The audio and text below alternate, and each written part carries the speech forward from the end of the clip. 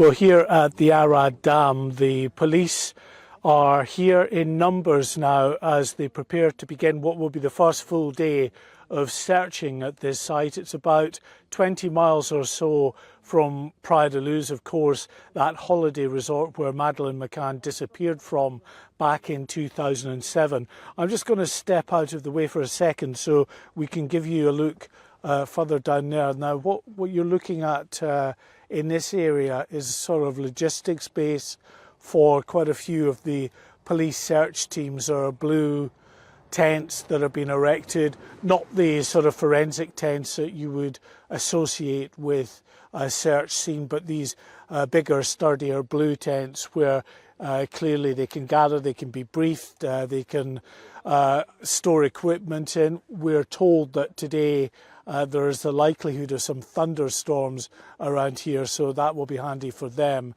Now, there are a small group of detectives from Scotland Yard who've come out here, but purely just in a sort of an unofficial capacity, just to observe what is going on here.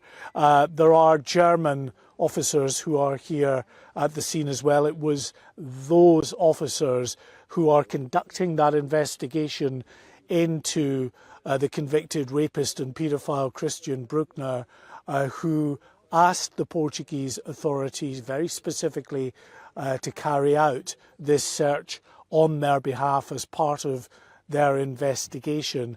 What we don't know at this stage is just what information they are acting on. It seems pretty specific to be here, seemingly in the middle of nowhere, the Arade Dam, as I say, about 20 miles or so from Praia da Luz. There are indications now being quite widely reported in respectable news agencies here in Portugal that Christian Brueckner had lived in a commune for some time, about 7 or so miles from here, that he visited this area around the reservoir fairly frequently, that some reports indicating he described this as his little paradise. So I say we're so many years on, 16 years on now from the disappearance of Madeleine McCann, with no real clues as to what happened to this young girl, except the belief of the German authorities that Christian Brueckner is the man who is responsible for the abduction and, they believe, murder of 3-year-old Madeleine McCann. So the first of a number of days of searches.